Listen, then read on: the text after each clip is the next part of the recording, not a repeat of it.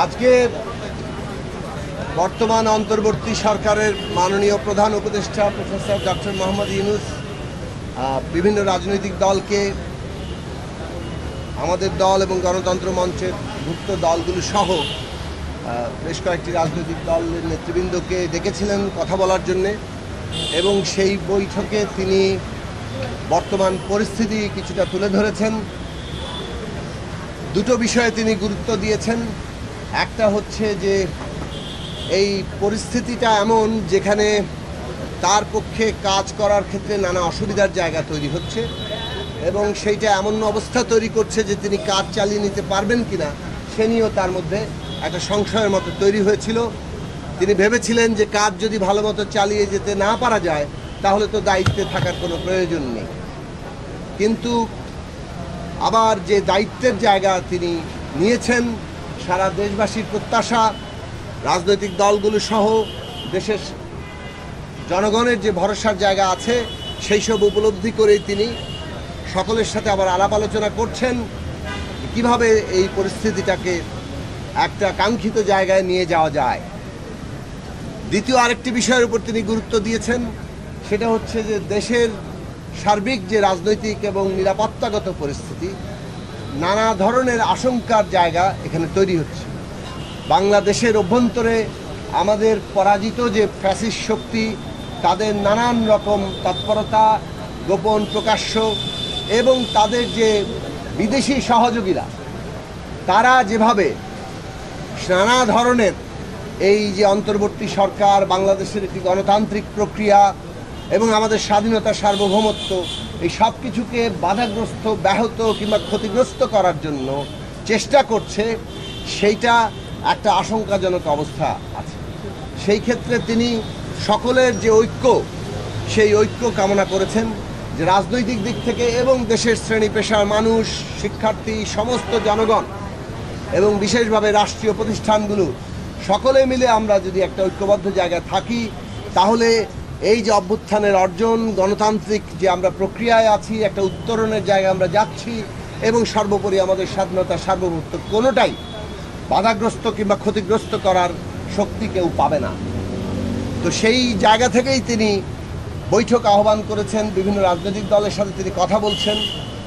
আমরা আমাদের দিক থেকে বলেছি যে বর্তমান অন্তর্বর্তী সরকার যাতে এই যে ফ্যাসিস্ট সরকারের পতনের পরে যে ঐতিহাসিক দায়িত্ব গ্রহণ করেছেন, একদিকে হত্যাকারীদের বিচার, অন্যদিকে জনগণের যে প্রত্যাশা, দেশে একটা নতুন রাজনৈতিক বন্দোবস্তের জন্য একটা আমূল সংস্কারের জায়গায় যাওয়া, গণতান্ত্রিক সংস্কারের জায়গায় যাওয়া, এবং বাংলাদেশের মানুষের দীর্ঘদিনের যে আকাঙ্ক্ষা, একটা সুষ্ঠু নির্বাচনের মধ্য দিয়ে তারা জনগণের সত্যিকার প্রতিনিধি নির্বাচিত করার যে ক্ষমতা, সেইটা অর্জন করার বিষয়ে যে দায়িত্ব, এইটাকে বাস্তবায়ন করার যে দায়িত্ব এই সরকার নিয়েছে, আমরা পরিষ্কারভাবে বলেছি এটা সম্পন্ন করেই আপনাদের সরকারকে যেতে হবে, এবং এর অন্যথার কোনো সুযোগ নেই। এবং প্রফেসর ডক্টর মোহাম্মদ ইউনূসকেই জনগণ যেহেতু একটা ভরসার জায়গায় রেখেছে, সেই তাকেই এই দায়িত্ব পালন করতে হবে। যত বাধাবিঘ্নই থাকুক, প্রতিকূলতা থাকুক, সেটা তার মনের উপরে যত চাপই সৃষ্টি করুক না কেন, আজকে যে ঐতিহাসিক জাতীয় দায়িত্ব তিনি গ্রহণ করেছেন, সেই দায়িত্ব তাকে পালন করে, সম্পন্ন করে বাংলাদেশের ইতিহাসে একটা দৃষ্টান্ত স্থাপন করতে হবে, যাতে করে ভবিষ্যতে এটা একটা অনুপ্রেরণার বিষয় থাকে। আমরা বলেছি যে এখন সবচেয়ে গুরুত্বপূর্ণ জায়গা হচ্ছে যে নানা ধরনের অনাস্থা, অস্থিতিশীলতা তৈরি হয়েছে, অনাস্থা নানা পারসেপশন তৈরি করছে, এক একজন সম্পর্কে এক একজনের পারসেপশন বদলে যাচ্ছে, এবং এর মধ্য দিয়ে দূরত্ব তৈরি হচ্ছে, এবং সেই দূরত্ব এবং অনাস্থা, পারসেপশনই নানাভাবেই আমরা দেখতে পাচ্ছি যে একটা অস্থিতিশীলতারও কোনো কোনো ক্ষেত্রে জন্ম দিচ্ছে। কাজেই আমাদেরকে এই যে অনাস্থার জায়গা এবং এর ফলে যে দূরত্বের জায়গা তৈরি হচ্ছে, সেই অনাস্থা এবং দূরত্ব, অনাস্থা এবং দূরত্বের জায়গাটা আমাদেরকে দূর করতে হবে, এবং এই অনাস্থা, দূরত্বের জায়গা দূর করতে গেলে আমাদের ঘনিষ্ঠ আলাপ আলোচনা দরকার, যাতে একে অপর সম্পর্কে যে ভুল পারসেপশনগুলো তৈরি হচ্ছে সেইটা যাতে যথাসম্ভব কমিয়ে আনা যায়। সত্যিকার অর্থে প্রত্যেকেই কি চাইছেন এটা আমরা পরস্পর সম্পর্কে জানি এবং সেই অনুযায়ী আমরা কর্মপন্থা তৈরি করতে পারি। আমরা বলেছি জনগণ একটা দৃশ্যমান বিচার দেখতে চায়, অর্থাৎ বিচার দৃশ্যমান দেখতে চায়। এ বিষয়ে মাননীয় প্রধান উপদেষ্টা বলেছেন যে তার সরকারের পক্ষ থেকে বিচার বিভাগকে এই বিচার প্রক্রিয়া এগিয়ে নিয়ে যাওয়ার জন্য সর্বোচ্চ সহযোগিতা করা হচ্ছে এবং বিচারের যে নিজস্ব প্রক্রিয়ার মধ্য দিয়ে এগোচ্ছে এবং সেখানে কোনো রকম দীর্ঘসূত্রিতা যাতে না হয় এবং একই সাথে আন্তর্জাতিক মান যাতে বজায় থাকে সেটার ব্যাপারে সরকার সচেতন আছে, সরকার সেই বিষয়ে করছেন। ফলে দৃশ্যমান বিচার প্রক্রিয়াকে আরও অল্প সময়ের মধ্যেই দেখতে পাওয়ার আশা তিনি ব্যক্ত করেছেন এবং যেটা আমাদের সকলের জন্যই প্রয়োজনীয়। একই সাথে সংস্কারের ক্ষেত্রেও আমরা যেটা বলেছি যে আগামী 15ই জুলাইয়ের মধ্যে, যেহেতু ঐকমত্য কমিশন ইতিমধ্যে 15ই জুলাইয়ের মধ্যে সময় নিয়েছে, তো এই 15ই জুলাইয়ের মধ্যে যাতে একটা যে সমস্ত প্রশ্নে ঐকমত্য হয় আর নানান আলাপ আলোচনার মধ্য দিয়ে ফর্মাল ইনফর্মাল সমস্ত প্রক্রিয়া নানান আলাপ আলোচনার মধ্য দিয়ে যে সমস্ত পয়েন্টে ঐকমত্য হয় সেগুলোকে জুলাই সনদ কিংবা জাতীয় সনদ আকারে দ্রুততম সময়ে ঘোষণা করতে হবে। আর যে সমস্ত পয়েন্টগুলোতে দ্বিমত থেকে যাচ্ছে সেইগুলো যাতে জনগণের কাছে নির্বাচনী প্রক্রিয়ার মধ্যে দিয়ে আমরা নিয়ে যেতে পারি, এইটাই পদ্ধতিগত জায়গা এবং এই পদ্ধতির ব্যত্যয় যাতে না ঘটে। মাননীয় প্রধান উপদেষ্টা বলেছেন এইটাই পদ্ধতি, কনসেনসাস এবং বাকিটা জনগণের কাছে নির্বাচনের মধ্যে যাবে। এই পদ্ধতির বাইরে অন্য কোনো পদ্ধতি আসলে এখানে কোনো সুযোগ নাই, কেননা সেটা একটা কনফ্লিক্টের জন্ম দেবে এবং নানা ধরনের সংঘাত আমাদের পুরো প্রক্রিয়াটাকে ব্যাহত করতে পারে। তৃতীয় বিষয় হচ্ছে নির্বাচন, এবং নির্বাচনের ক্ষেত্রে আমরা বলেছি বিচার এবং সংস্কারের যেমন আমরা রোডম্যাপ চাই, নির্বাচনেরও সুনির্দিষ্ট রোডম্যাপ চাই। সরকার ইতিমধ্যে ডিসেম্বর থেকে জুনের মধ্যে কথা বলেছেন, আমরা বলেছি অন্তত পক্ষে সুনির্দিষ্ট মাস কিংবা সপ্তাহটি যদি সুনির্দিষ্ট করা যায় তাহলে সমস্ত রাজনৈতিক দলের দিক থেকে কিংবা সাধারণ মানুষের মধ্যেও সমগ্র দেশবাসীর মধ্যেও নির্বাচন বিষয়ে একটা পরিকল্পনা প্রস্তুতি গ্রহণ করার জন্য তাদের জন্য সুবিধা হয় এবং এটা রাজনৈতিক স্থিতিশীলতা যেমন নিয়ে আসবে তেমনি অর্থনীতির ক্ষেত্রে একটা স্থিতিশীলতা আনবে। কেননা অর্থনৈতিক ক্ষেত্রে যে বিনিয়োগের প্রয়োজন সেই বিনিয়োগ নতুন প্রাণ সঞ্চালন করবে, কিন্তু সেই বিনিয়োগের পরিকল্পনা গ্রহণ করতে হলো নির্বাচনের সুনির্দিষ্ট তারিখ কিংবা একটা অন্তত সপ্তাহ সেইটা খুব প্রয়োজনীয়। এ বিষয়ে তিনি বলেছেন যে এইটা অত্যন্ত জরুরি, তার সরকারও সেটা মনে করে এবং তারা যেটা ভেবেছেন যে ডিসেম্বর থেকে জুনের মধ্যে এবং 30শে জুনের একদিনও সেদিকে যাবে না, এটা তিনি পুনরায় উচ্চারণ করেছেন। তিনি বলেছেন যে আসলে সুনির্দিষ্ট তারিখ ঘোষণার ক্ষেত্রে তার সরকারের একমাত্র বিবেচনা হচ্ছে যে সুষ্ঠু নির্বাচনের জন্য পরিবেশটা দরকার, সেই পরিবেশটা কারা আনয়ন করবে, প্রশাসন সহ সমস্ত যারা এর সাথে যুক্ত প্রতিষ্ঠানগুলো। এই প্রতিষ্ঠানগুলো যেহেতু পুনর্গঠনের মধ্যে আছে সে কারণে সরকার এই প্রতিষ্ঠানগুলোকে নির্বাচনের উপযোগী করে গড়ে তোলার কাজে আছেন। তারা যখনই একটু আত্মবিশ্বাসী হবেন এবং তাদের মধ্যে এটা ধারণা নিশ্চিত হবে যে হ্যাঁ এটা করা যাচ্ছে, সুষ্ঠু নির্বাচন করার ব্যাপারে তারা একেবারে পূর্ণ প্রস্তুত, তখনই তারা ঘোষণা করতে চান। তবে এখন রাজনৈতিক দলগুলো এবং সবাই যেহেতু নির্বাচনের তারিখ চাইছে, এই বিষয়টা তারা দ্রুত অনেক গুরুত্বের সাথে বিবেচনায় নিচ্ছেন এবং তারা গুরুত্বের সাথে বিবেচনায় নিয়ে এই যে প্রশাসনিক প্রস্তুতি এগুলোকে বিবেচনায় নিয়ে তারা অচিরেই এইরকম একটি সিদ্ধান্তের জায়গায় পৌঁছাবেন যে কবে নাগাদ নির্বাচনের সময়সীমাটা আরও সুনির্দিষ্ট করে হাজির করা যায়। এই তিনটি বিষয়ের উপর আমরা গুরুত্ব দিয়েছি। আমরা বলেছি যে ঐক্যের ক্ষেত্রে যে সমস্ত জিনিসগুলো বাধা হয়ে দাঁড়াচ্ছে সরকার সেই সমস্ত বিষয়ে মনোযোগ দিবে। যেমন অনেকগুলো জাতীয় গুরুত্বপূর্ণ নিরাপত্তাগত প্রশ্ন হাজির হচ্ছে, কিন্তু সেই সব বিষয় নিয়ে অংশীজনদের সাথে যে আলাপ আলোচনা এটা হয়নি।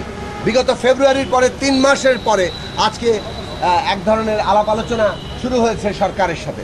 তাহলে সরকারকে নিয়মিত বিরতিতে আমরা এর জন্য জাতীয় রাজনৈতিক কাউন্সিল গঠনের কথা শুরু থেকে বলেছিলাম, যেটা হলে আজকে এই দূরত্বে হতো না।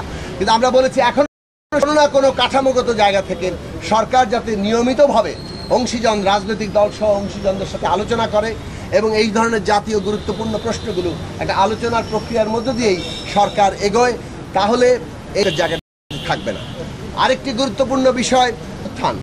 এই অভ্যুত্থান দীর্ঘ ধারাবাহিক 15 বছরের লড়াই এবং তার একটা উচ্চতর রূপ হিসাবে জুলাই আগস্টে এসে আমাদের ছাত্র শ্রমিক জনতার আত্মত্যাগ এবং তাদের রক্তের উপর দাঁড়িয়ে একটা অভ্যুত্থান হয়েছে। এখানে সকল জনগণের অংশগ্রহণ ছিল। জুলাইয়ের এই যে অভ্যুত্থান, এই অভ্যুত্থান সকলের অবদানে তৈরি হয়েছে। হ্যাঁ, অনেকের ভূমিকাকে আমরা নিশ্চয়ই তার যথাযথ মূল্যায়ন করব, তাকে তার যে গৌরব সেটাকে আমরা তুলে ধরব, কিন্তু আমরা এমনভাবে জুলাইয়ের অবদান অভ্যুত্থানকে ক্রেডিট কোনো একটি পক্ষ কিংবা একটি অংশ যদি পুরোটা দাবি করে কিংবা এমন পরিস্থিতি তৈরি করে যে এর একদল হচ্ছে জুলাইয়ের চেতনা ধারণ করে, অন্যরা যেন জুলাই বিরোধী, এইরকম অবস্থা তৈরি করে জুলাইয়ের আন্দোলনকারী অংশের মধ্যে যাতে কোনো বিভাজন তৈরি না হয় সেই বিষয়ে সরকারকে সচেতন থাকতে হবে এবং এই সচেতনতার মধ্য দিয়ে আমরা যাতে একটা ন্যূনতম রাজনৈতিক জাতীয় ঐক্য বজায় রাখতে পারি আমাদের প্রতিযোগিতা প্রতিদ্বন্দ্বিতা সত্ত্বেও। কেননা ন্যূনতম জাতীয় ঐক্য ছাড়া এই যে গণতান্ত্রিক রাজনৈতিক উত্তরণ এটা আমরা সম্পন্ন করতে পারবো না। সাকিব ভাই, যে যতগুলো দল ছিলেন সবারই কি কমন দাবি ছিল যে 3টা বিষয়ে সংস্কার, বিচার এবং নির্বাচনের ব্যাপারে সুনির্দিষ্ট রোডম্যাপ? সাকিব ভাই একটু অ্যাড করি।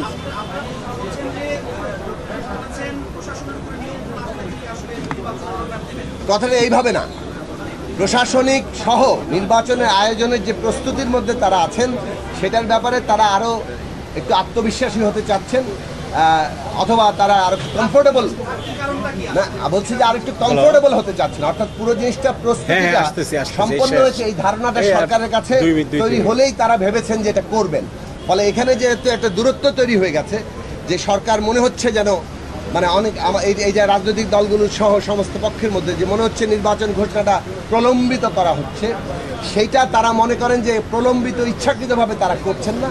তারা ভেবেছিলেন যে তারা একটু কমফোর্টেবল হলে তারা এই ঘোষণাটা করবেন।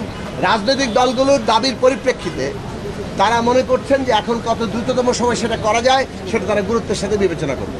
সাকিব ভাই, বিএনপি তিনজন উপদেষ্টার পদত্যাগ চেয়েছে, আপনারা এই উপদেষ্টাদের পদত্যাগ বিষয়ে দেখেন, উপদেষ্টাদের নিয়ে যে বিতর্ক তৈরি হয়েছে, আমরা বলেছি এই উপদেষ্টাদের নিয়ে বিতর্কের জায়গাটি কাঙ্ক্ষিত নয়। আমরা মনে করি যে যে দুজন উপদেষ্টা এখন আছেন যারা বৈষম্য বিরোধী ছাত্র আন্দোলনের প্রতিনিধি হিসেবে এখানে এসেছিলেন,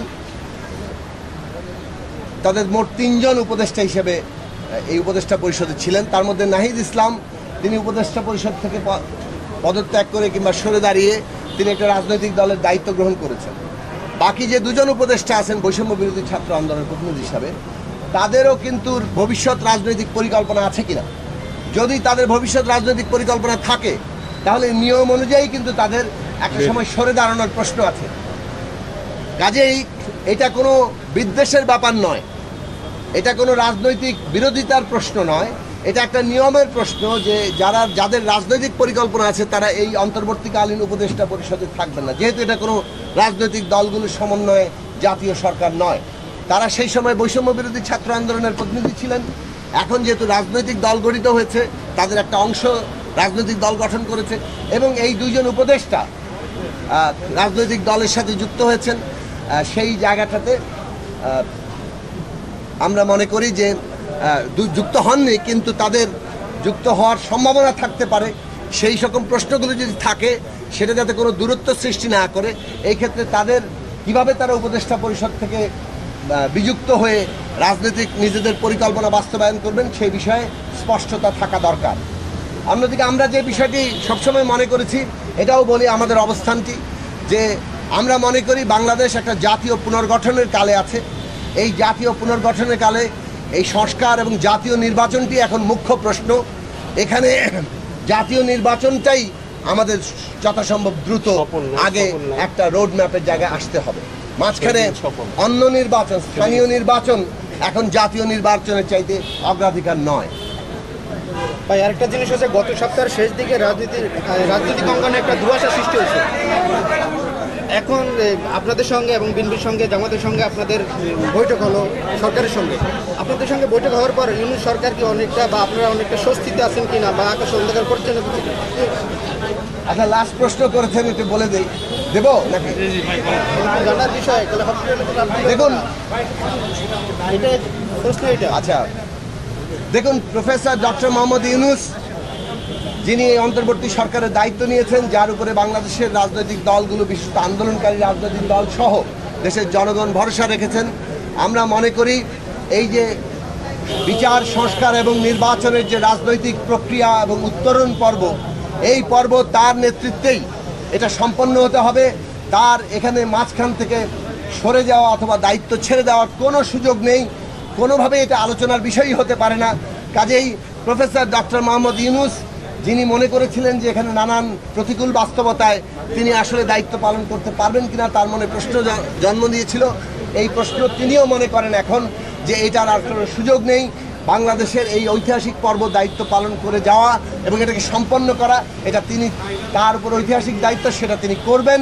এবং সমস্ত রাজনৈতিক দল সহ দেশের সকল প্রতিষ্ঠান, দেশের রাষ্ট্রীয় প্রতিষ্ঠান, সেনাবাহিনী, পুলিশ, প্রশাসন, সমস্ত প্রতিষ্ঠানের কাছ থেকে তিনি সহযোগিতা চেয়েছেন। আমরাও মনে করি দেশের রাজনৈতিক দলগুলো এবং দেশের শ্রেণী পেশা, শিক্ষার্থী সকলে মিলে এবং দেশের যে গুরুত্বপূর্ণ রাষ্ট্রীয় প্রতিষ্ঠান, সেনাবাহিনী, দেশের গুরুত্বপূর্ণ প্রতিষ্ঠান, প্রশাসন, পুলিশ বাহিনী সহ, বিচার বিভাগ সহ সমস্ত প্রতিষ্ঠান আজকে এই সরকারের যে সহযোগিতার প্রয়োজন সেটা তারা করবেন এই উত্তরণ পর্বকে সম্পন্ন করার জন্য। আমরা এও বলেছি কোনোভাবে যাতে রাজনৈতিক দলগুলোর সাথে দূরত্ব তৈরি না হয় এবং রাষ্ট্রীয় প্রতিষ্ঠানের সাথেও সরকারের এমন কোনো সম্পর্কের জায়গা ঘাটতি সৃষ্টি না হয় যাতে করে মনে হয় যেন সরকারের সাথে রাষ্ট্রীয় প্রতিষ্ঠানের কোনো দ্বন্দ্ব তৈরি হচ্ছে। এই ব্যাপারে আমাদের সকলেরই দায়িত্বশীল ভূমিকা নিতে হবে এবং সরকারকে উদ্যোগ নিতে হবে যে এই প্রশ্নগুলো কোথাও যদি ঘাটতি কিংবা কেউ যদি নানাভাবেই এমন পরিস্থিতি কিংবা এই ধরনের প্রশ্নের জন্ম দিয়ে থাকেন, তাহলে সেগুলোর দ্রুতই মীমাংসা করে আমাদেরকে একটা রাজনৈতিক গণতান্ত্রিক উত্তরণের জায়গায় যেতে হবে এবং দেশের স্বাধীনতা সার্বভৌমত্বের বিরুদ্ধে, দেশের গণতান্ত্রিক প্রক্রিয়ার বিরুদ্ধে পরাজিত ফ্যাসিস্ট শক্তি অভ্যন্তরে যে ষড়যন্ত্র করছে, বিদেশি দোসরদের নিয়ে যে ষড়যন্ত্র করছে, এই বিষয়ে প্রধান উপদেষ্টার যে আশঙ্কা এবং আমাদেরও সকলের আশঙ্কা, সেক্ষেত্রে আমাদের সকলের ঐক্যবদ্ধ থাকতে হবে এবং ন্যূনতম জাতীয় ঐক্য রক্ষা করে, দেশের স্বাধীনতা সার্বভৌমত্ব রক্ষা করে, গণতান্ত্রিক প্রক্রিয়াকে নির্বাচনের মধ্য দিয়ে সম্পন্ন করে বাংলাদেশে একটা নির্বাচিত সরকারের সূচনা ঘটাতে হবে। সেই প্রক্রিয়া আমরা সবাই মিলে করব। এইটা আমরা সবাই মিলে একটা আশার জায়গায়, আস্থার জায়গায় এসেছি। আশা করি আমরা ভবিষ্যতে আরও এগিয়ে যেতে পারবো। আপনাদের সবাইকে ধন্যবাদ।